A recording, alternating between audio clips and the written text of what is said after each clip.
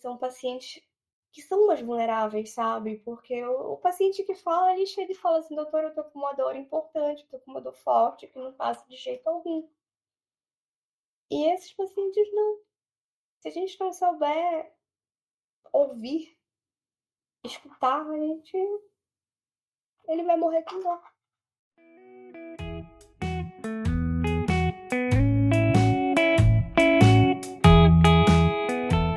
Boa noite, galera. Meu nome é Thales. Meu nome é Tairine e nós fazemos parte do Projeto Palio, um podcast educativo feito para difundir informações sobre cuidados paliativos. Então senta aí, Pega um café ou chá. e bora bater um papo. E para o episódio de hoje, temos conosco a doutora Beatriz Lassance.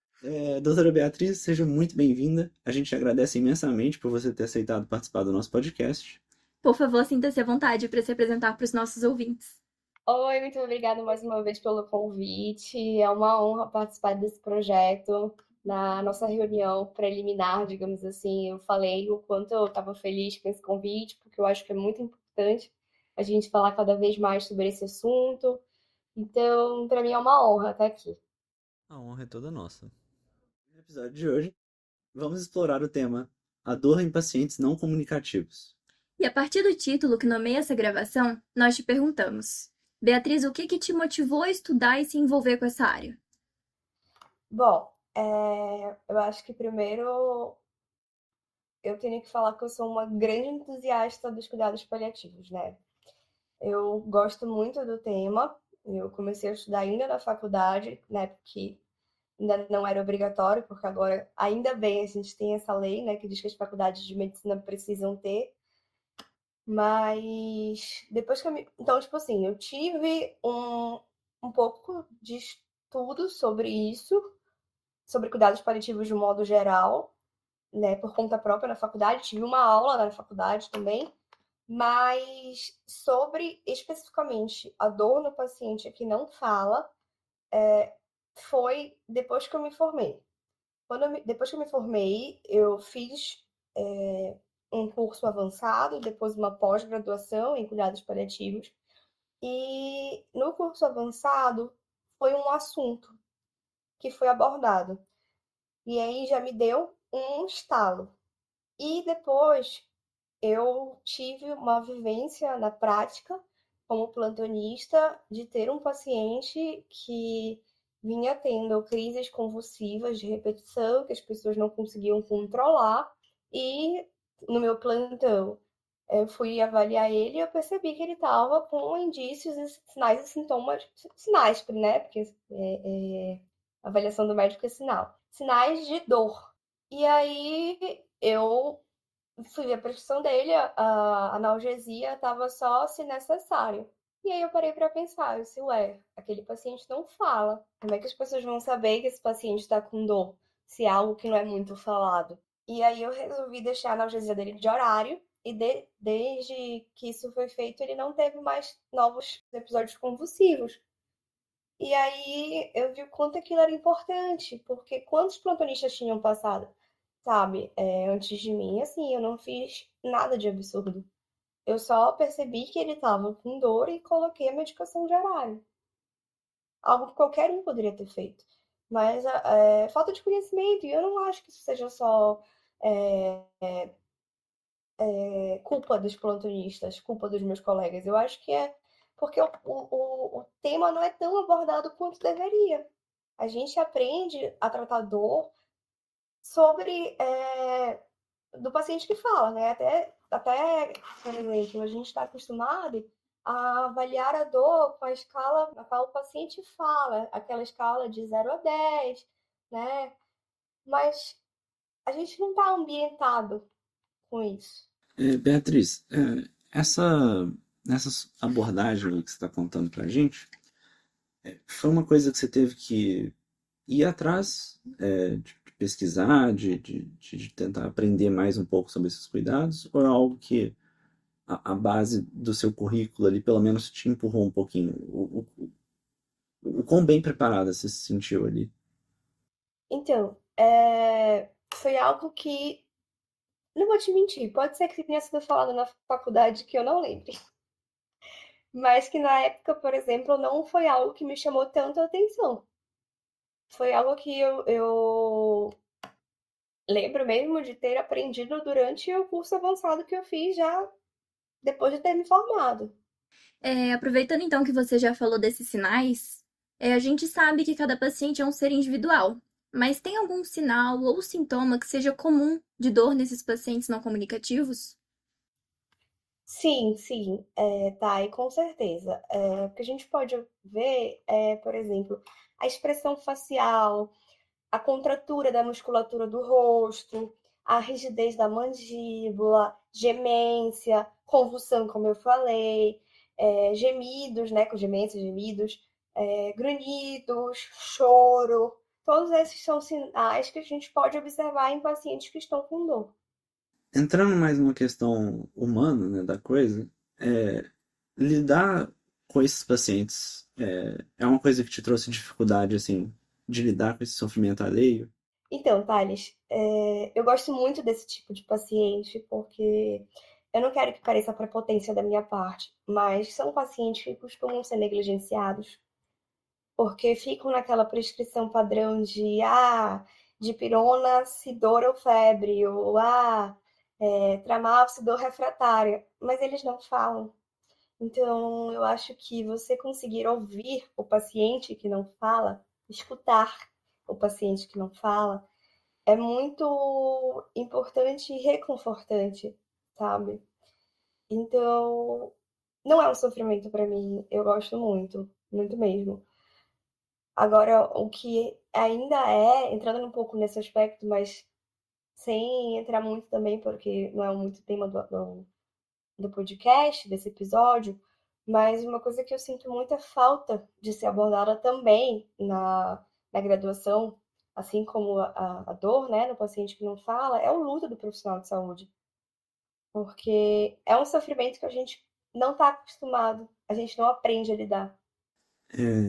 E isso se estende, assim, de alguma forma também na questão de lidar com a família do paciente ou quem está ali como responsável ali no momento de internação. Então, Thales, quando eu percebo que isso tem acontecido, por exemplo, o paciente tem apresentado sinais de dor, então eu tento explicar para o familiar, para o acompanhante que está ali, como ele pode identificar, sabe? É um trabalho de formiguinha, porque geralmente os técnicos, os enfermeiros, eles vão estar responsáveis por 4, 5 pacientes. E eles nem sempre vão conseguir. Enfim, a gente isso faz parte do sistema, né? Não vamos culpá-los por isso. E aí eu acho que se a gente vai fazendo esse trabalho de formiguinha, de ir falando com o acompanhante, ele pode identificar um sintoma de dor, né? Claro, também é importante fazer a capacitação da equipe multiprofissional, não deixar esse trabalho só para o médico, porque, por exemplo, se o paciente está convulsionando, chama o plantonista. Se o paciente está com sinal de dor, chama o plantonista, vê se doutor, pode confirmar, eu estou achando que esse paciente está com cara de que está com dor. A gente pode fazer uma medicação, trabalho é multidisciplinar, é uma equipe, né, que vai atuar em prol desse paciente. Então, o acompanhante, ele pode também ficar atento e chamar o técnico e dizer assim, olha, eu acho que ele está com dor. Pode ir lá ver? Aproveitando então que você começou a falar desses desafios, que é um trabalho de formiguinha, né, como você disse, quais são os principais desafios no diagnóstico da dor em pacientes não comunicativos? Então, Thay, eu acho que o principal desafio é a falta do conhecimento mesmo de como diagnosticar, né? Por não ser um tema tão abordado mesmo. Interessante essa pergunta. Deixa eu pensar o que mais eu posso falar, mas eu acho que esse seria a principal dificuldade. Eu acho também que aqui eu vou puxar um pouco a orelha dos colegas, sabe? Você mudar a prescrição, deixar de horário, aí o colega do outro dia vai e deixa ser necessário, sabe? Não dá também, às vezes, pra gente ser plantonista de todo dia. Não dá pra ser diarista, né? A gente vai quando dá, concilia com a vida, porque não dá pra viver só da medicina. A gente tem que viver também, né? E eu acho que são essas as duas principais coisas, pelo menos é o que me vem à cabeça agora, de dificuldade. E quais que são os desafios específicos de lidar com a dor desses pacientes? Os desafios específicos. Bom, transferência e contra-transferência, né? Quando a gente acaba se apegando a um paciente ou algo assim, a gente saber não levar aquilo para nossa vida pessoal e não para a gente não adoecer também. Principalmente quando é, por exemplo, um caso de um paciente com uma dor refratária, que a gente já fez todas as medidas e aí não tem mais um outro caminho a não ser uma sedação paliativa, por exemplo.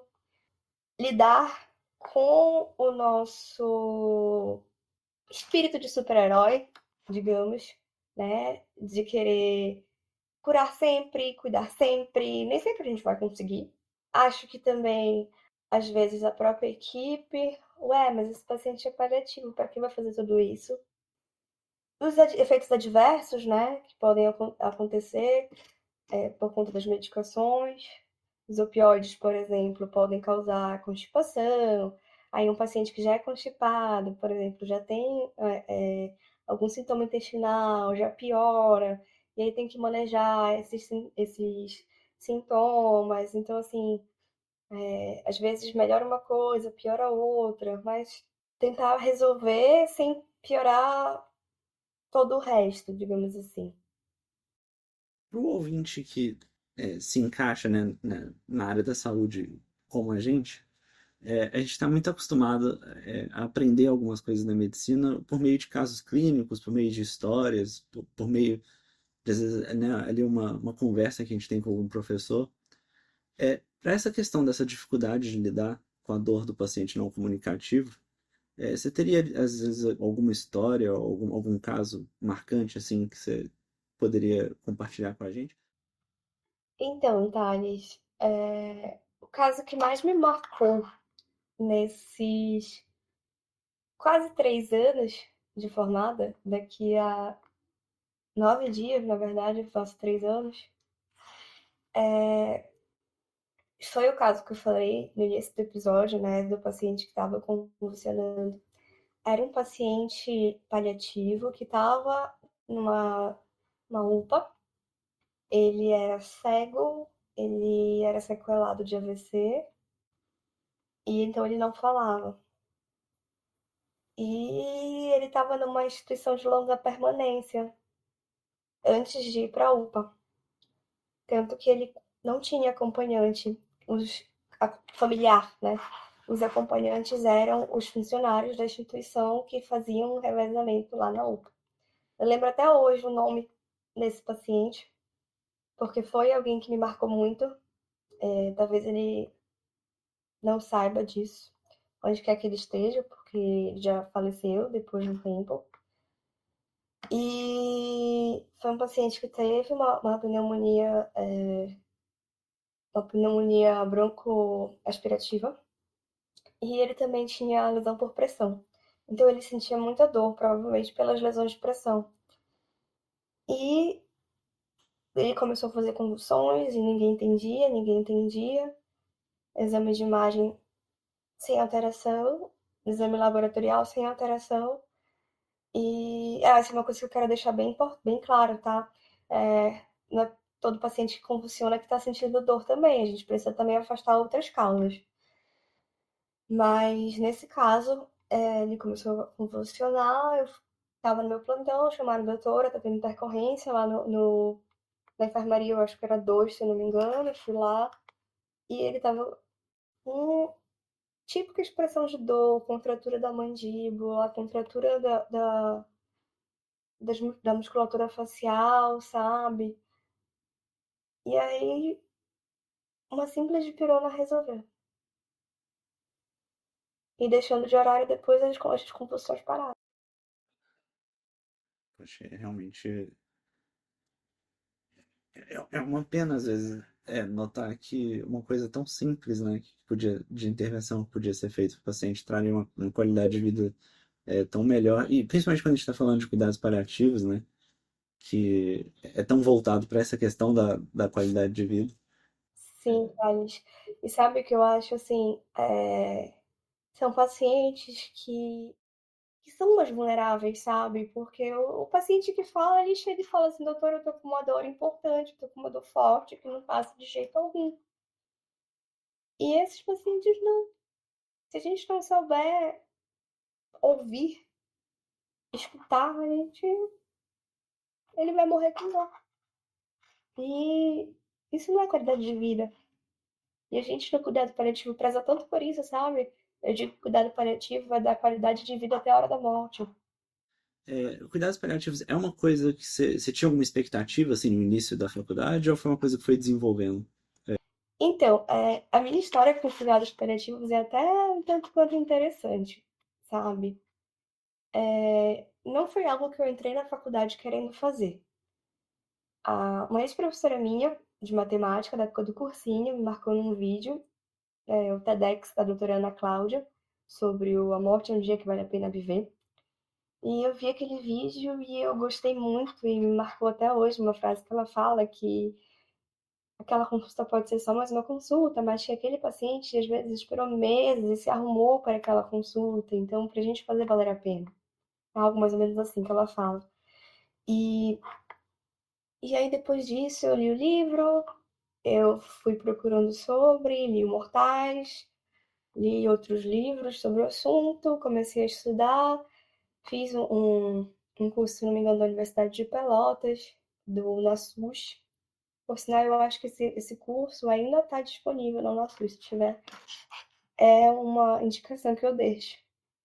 E aí, na época, eu queria fazer oncologia clínica.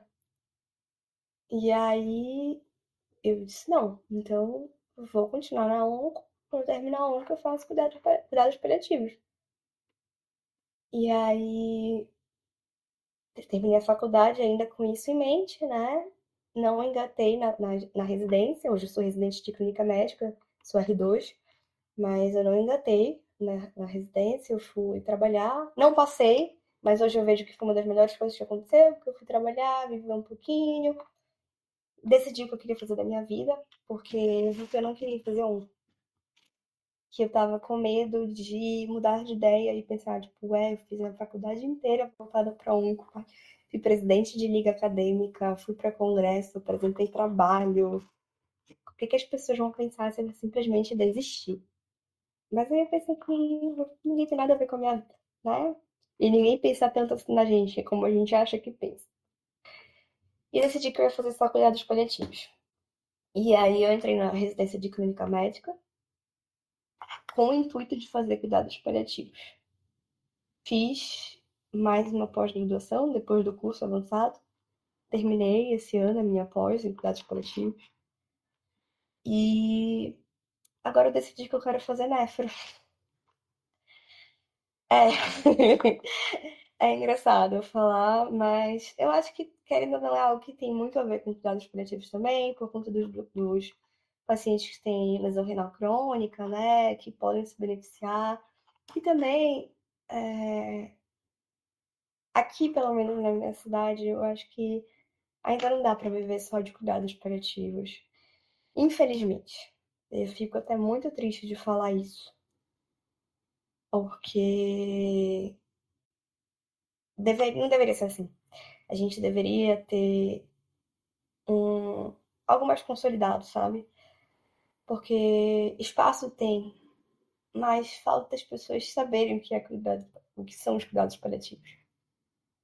Beatriz, a gente, no meio das conversas que a gente está tendo recentemente, para os outros episódios, uma pergunta que eu gosto de fazer para entrevistados pacientes é sobre como que a abordagem de cuidados paliativos foi feita do ponto de vista dele, né? No ponto de vista ali, do paciente. Como se fosse uma entrevista de satisfação do consumidor. Sei lá, é uma coisa só para... dentro da experiência que você teve até agora, eu sei que sai um pouquinho, né, do tema de dor no paciente, mas isso eu acho que é um ponto que vale a pena a gente abordar. É, Você teve algum momento em que você teve que fazer essa notícia inicial de que o paciente precisaria de cuidados paliativos? Você teve essa experiência em primeira mão, assim, de alguma forma difícil de ser feita na primeira vez? Tá, eu já tive duas experiências completamente distintas. Uma que eu fui falar, a pessoa não sabia o que eram os cuidados paliativos, eu expliquei, a pessoa familiar, né, no caso, entendeu da melhor forma possível e, e acolheu, né, digamos assim, optou por não fazer medidas invasivas, né? Essa parte, assim, essa parte que a gente faz em UPA. Não deveria ser, mas é o feijão com arroz, digamos assim, que as pessoas fazem em UPA sobre cuidados paliativos. Porque, enfim, não é só isso, né, que dá para fazer na emergência, tanto que na lei que regulamentariza os cuidados paliativos no SUS, eles colocam lá na atenção primária, na emergência, na atenção terciária, tudo o que pode ser feito de cuidados paliativos, né? E, inclusive, também é um tema que eu gosto bastante. Mas teve essa conversa, que foi uma conversa que eu lembro até hoje também, eu era recém-formada, e foi uma conversa bem importante para mim como médica, sabe? E o outro lado foi familiar, que eu abordei falando sobre deshospitalização, falando com a melhor intenção possível, né? Pensando assim, poxa, esse paciente vai ficar com a família na sua casa para morrer cercado das pessoas que ama. E o familiar entendeu de outra forma, entendeu que eu estava querendo abandonar o paciente, que, enfim. Então, são duas conversas que me marcaram bastante. E para essas conversas, você entrou nelas ali. É, a gente conversa um pouco em questão de bioética, sobre protocolos na hora de dar notícias ruins. Você usou, por exemplo, o protocolo Spikes, né, que é um dos mais conhecidos. Com certeza. Eu sempre tento montar um roteiro na minha cabeça sobre isso, né? Sobre o que eu vou falar, baseado no protocolo Spikes. Mas um spoiler, nunca dá certo. E eu nunca consigo me sentir segura. E eu acho que eu vou estar com, sei lá, 20 anos de formada e eu ainda vou continuar me sentindo insegura em relação a isso, sabe? Já dei várias más notícias de vários aspectos, de vários conteúdos. Já dei má notícia sobre óbito, sobre doença, sobre não ter cura, e todas elas foram difíceis. Tive treinamento disso na faculdade, a gente fez. Como é o nome daquilo? Que você simulação, aquilo que você simula, simulação. A gente fez simulação sobre isso, mas é muito diferente. Por mais fidedigna que seja a simulação, na hora da vida real, sabe? Aquela adrenalina. Vocês ouviram o vizinho batendo? Não? Tá. Na hora da adrenalina, na hora que o carimbo é o teu, sabe? Faz muita diferença, pelo menos pra mim, tá? Pode ser que alguém que esteja ouvindo diga assim, ah, não, pra mim não faz diferença. Que bom, de verdade. Mas nenhuma conversa é mais fácil do que a outra. E tento me pautar no protocolo Spikes, que foi o que eu aprendi na faculdade. Acho que é um bom método pra gente tentar seguir. Mas, assim, sabe quando a gente vai conversar com alguém que a gente faz todo o script na cabeça e e a pessoa não segue o script. É mais ou menos por aí. Aproveitando então que a gente já veio mais para essa questão bioética, né? A gente queria te perguntar quais que são as implicações éticas que estão envolvidas no processo de manejo da dor em pacientes não comunicativos.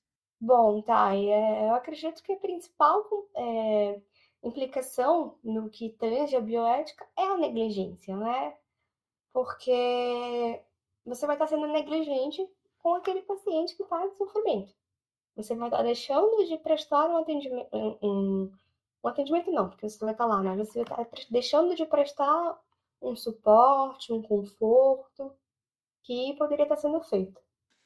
Passando então um pouquinho sobre o tratamento, quais que são as principais opções de tratamento farmacológicos e não farmacológicos que a gente tem para aliviar a dor desses pacientes? Então, eu acho que quando a gente pensa em tratamento da dor, a primeira coisa que vem na nossa cabeça é a escada de dor analgésica da OMS, né? Que a gente faz a avaliação da dor do paciente de acordo com a intensidade da dor e aí vai seguindo a escadinha, né? Analgesia simples, opioides fracos, opioides fortes, eles com ou sem adjuvantes, né? Vai subindo ou descendo as escadinhas.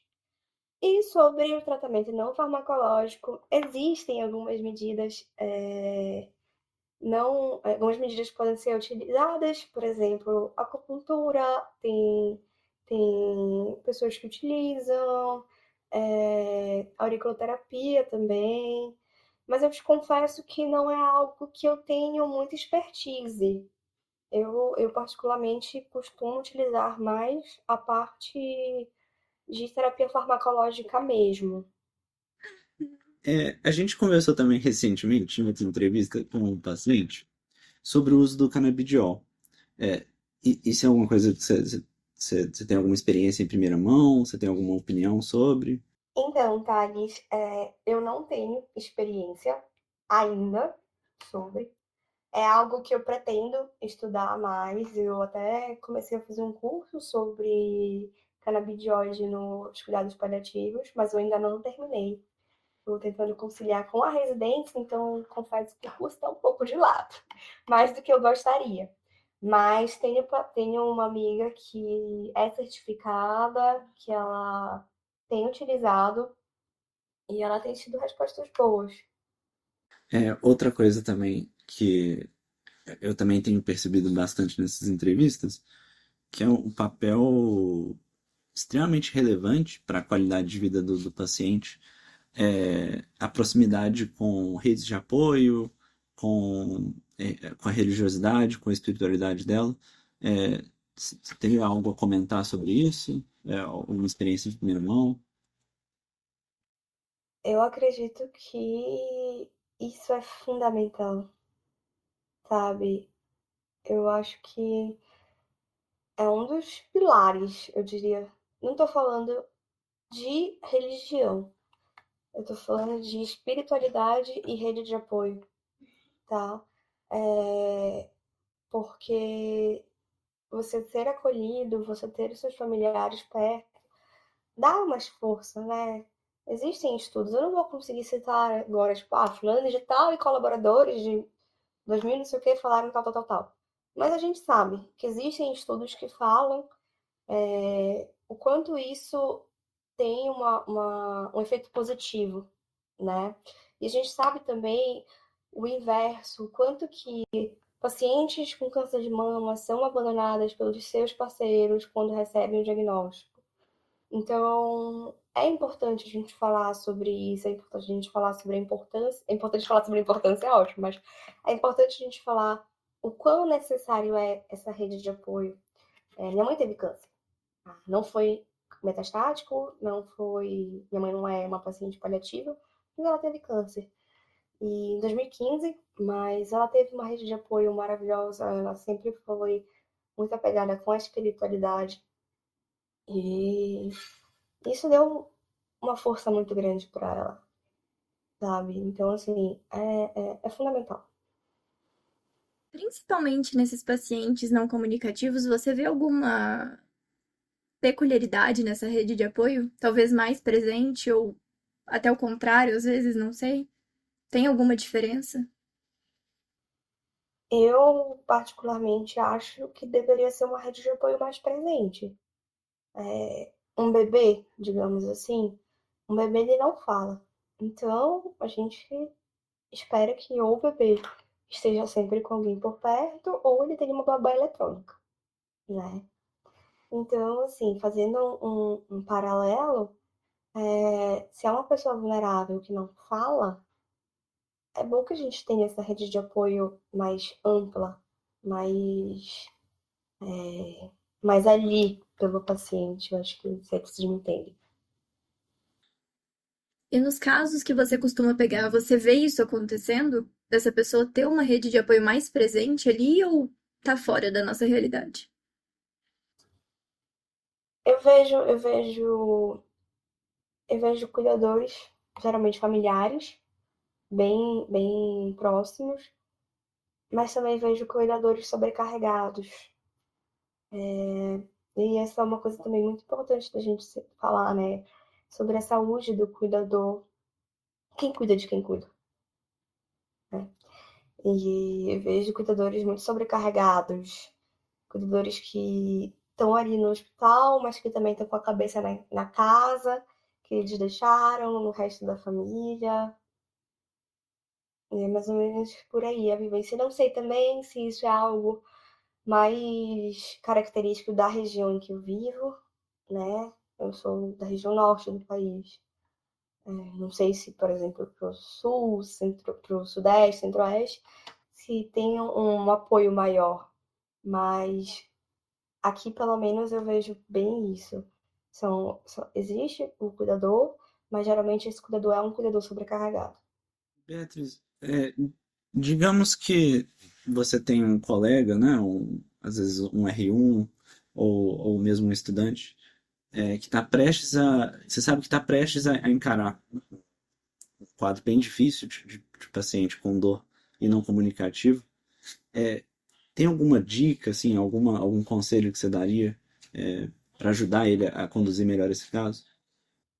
Tem. Existem algumas escalas que ajudam a gente avaliar esses sinais, né? Por exemplo, a NOPAIN, que tem a versão brasileira validada, tem a PENAID, que é destinada aos pacientes demenciados. Existem algumas escalas também voltadas para a unidade de terapia intensiva, para os pacientes que estão em ventilação mecânica, que vem inclusive a adaptação do paciente ao ventilador. É um dos parâmetros que são avaliados. Então, existem escalas que ajudam a, a, a gente a avaliar esse paciente.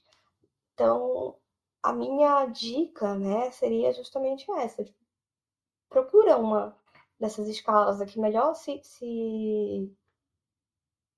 enquadra para aquele paciente e dá uma olhada. Tipo, pega o celular e vê mesmo, sabe? Não precisa decorar. Eu já tenho mais ou menos na cabeça, porque já é algo que eu sei. O tema do meu TCC da pós foi sobre isso, então é algo que eu já tenho em mente. Mas se você não sabe, vê no celular, sabe? Usa o celular como uma ferramenta para auxiliar. Falando então dessas ferramentas, né, que, por exemplo, o celular pode ser um recurso tecnológico que você vai estar utilizando como ferramenta no tratamento do seu paciente, eu queria te perguntar como que tá na atualidade, né? Porque a gente vê os avanços tecnológicos estão cada vez mais aí. E eu queria saber se eles já contribuíram de alguma forma para melhorar esse diagnóstico e o tratamento da dor nesses pacientes. Então, eu vou, para ser sincera, neste momento, procurar aqui num aplicativo que eu não vou falar o nome para não dar publicidade, mas é uma calculadora, um aplicativo de calculadora que todo mundo usa. Pelo menos aqui todo mundo usa. Eu acho que aí também uma verdinha. E deixa eu ver se já tem algum. Aqui não. Olha, já tem algumas. Estou bem feliz, inclusive. Tem o CIPOT, que é uma escala de dor nos pacientes para unidade intensiva. Behavioral Observation ao Pain Scale também. Tem o Pain Age, que eu falei. Non-Verbal Pain Scale.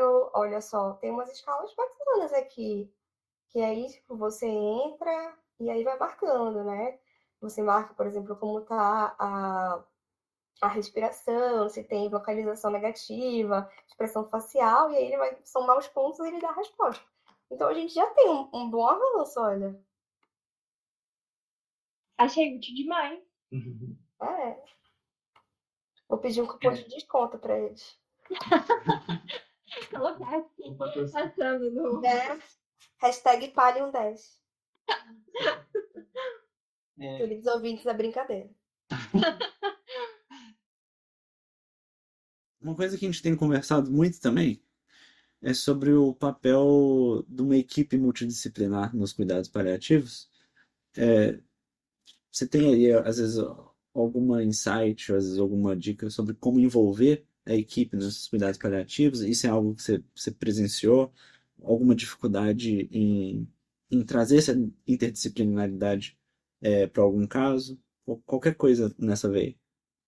Uma equipe bem adaptada e uma equipe bem unida é essencial para qualquer ambiente de trabalho.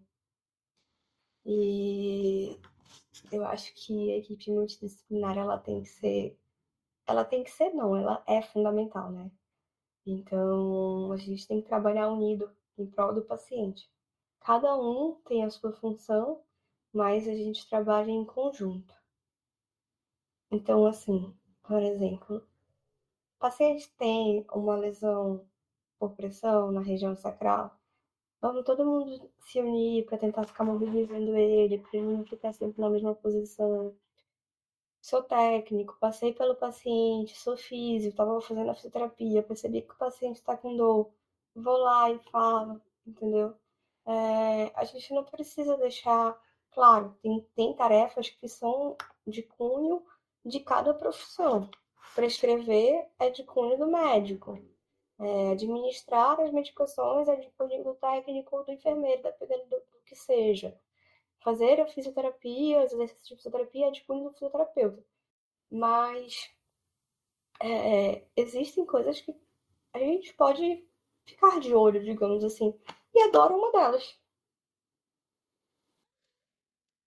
E nesse paciente não comunicativo, como que as preferências do paciente e da família são consideradas? Então, no mundo ideal, né, seria que cada um tivesse a sua diretiva antecipada de vontade. Eu já comecei a fazer a minha, eu já falei para os meus familiares as coisas que eu quero, o que eu não quero, né? No mundo ideal, seria cada um ter a sua diretiva antecipada de vontade antes de se tornar um paciente não comunicativo. Mas não vivemos no mundo ideal, né? Então, assim, nesse caso, se o paciente não é capaz de tomar as próprias decisões, cabe à família decidir por ele, né? Recai um pouco naqueles conflitos éticos que a gente estuda muito na faculdade. Mas é mais ou menos por aí. Mas assim, eu particularmente nunca vi nenhum familiar se opor a tratar a dor de ninguém. Ainda bem. Senão eu acho que eu ia brigar com a pessoa. Mas, enfim, né? A gente se surpreende a cada dia. Eu espero de fato não encontrar. Não espero de fato que esse dia não chegue. E quais são as medidas que a gente pode tomar, assim, medidas preventivas, que a gente pode tomar para evitar ou minimizar a dor nesses pacientes? Então, para evitar e minimizar a dor, vai muito depender da condição de base, né? O que está fazendo esse paciente ter dor? Por exemplo, eu falei muito sobre a lesão de pressão, mas é porque muito do que eu vejo. Tem muito paciente que não fala que é paciente acamado. Então, assim, ficar naquela posição, às vezes com o osso em cima de onde está ferido, vai causar dor. Ter um cuidado maior na hora de mobilizar o paciente também. Então é muito de individual, assim, sabe? Tipo, ver o que está causando essa dor. Pra gente ir encaminhando mais um pouco, tem uma pergunta que a gente gosta de fazer sempre no final de toda a conversa, que é sobre os cuidados paliativos em geral, né? Que a ideia toda aqui é ensinar um pouco sobre a qualidade de vida, né? Fazer essa relação entre os cuidados paliativos e como que eles ensinam a gente a ir atrás de uma melhor qualidade de vida, tanto para o paciente, quanto para o cuidador, quanto para as famílias. Então, assim, considerando tudo isso, o que faz, na sua opinião, a vida valer a pena? É um preâmbulo muito... Que pergunta! E com essas eles encerram. Porque eu vou gastar todos os meus neurônios para responder. Mas eu acho que o que faz a vida valer a pena, eu acho que é chegar em casa e ver o meu pai que tem Alzheimer lembrar de mim. O café quentinho que a minha mãe faz antes de eu ir para a residência trabalhar, porque ela acorda mais cedo para fazer isso. É um abraço gostoso, digamos. Encontrar minha namorada depois de um dia difícil. É ligar para minha avó para saber como ela tá, e ela tá rezando o terço e não saber se ela continua rezando ou se ela fala comigo, e fazer as duas coisas ao mesmo tempo. É o cheiro de jasmim, que me lembra meu avô. É ouvir da acompanhante de um paciente, que eu gosto muito do que eu faço. É tomar um banho de chuva, comer um pedaço de bolo de chocolate. É planejar uma viagem. É saber que eu tô fazendo a coisa certa, mesmo que às vezes não pareça, ou que eu duvide disso. Eu acho que isso tudo faz a vida valer a pena. Então, gente, é com essa reflexão, essas palavras maravilhosas da doutora Beatriz, que a gente tá chegando no fim do episódio de hoje. Só que antes da gente finalizar, a gente queria tirar mais um momento para agradecer imensamente a sua participação aqui conosco, por dedicar esse tempo para compartilhar a sua sabedoria e a sua experiência conosco. Muitíssimo obrigada por ter topado gravar esse episódio com a gente, doutora Beatriz. Foi um prazer, uma honra. Demais. Imagina, meninas, eu que agradeço. Foi tão legal. Eu queria falar uma coisa mais assim, bonita, filosófica, mas é porque não tem como eu falar outra coisa que não seja tão legal, porque foi isso, sabe? A gente falou sobre assuntos tão importantes de forma tão descontraída, um bate-papo, sabe? E tão importante. E foi único, foi divertido, foi enriquecedor essa troca. Então, muito obrigada mais uma vez pelo convite e vida longa ao projeto. A gente que agradece e espero que, né, que os ouvintes possam tirar tanto proveito dessa conversa quanto a gente vai tirar. É muito gratificante ter, como eu imagino que deve ser muito gratificante estar tratando, né, dos pacientes não comunicativos, de estar aliviando a dor. É muito gratificante pra gente estar tendo esse tipo de conversa. Então a gente agradece profundamente pela oportunidade. Obrigado demais, doutora Beatriz. Deixa eu pôr desconto pra eles. Colocar aqui, Patrocínio. passando no... Hashtag Palio10. Queridos ouvintes, é brincadeira. Eu acho que vocês podiam deixar essa parte pra ficar uma parte. A gente pode colocar no final. Mas eu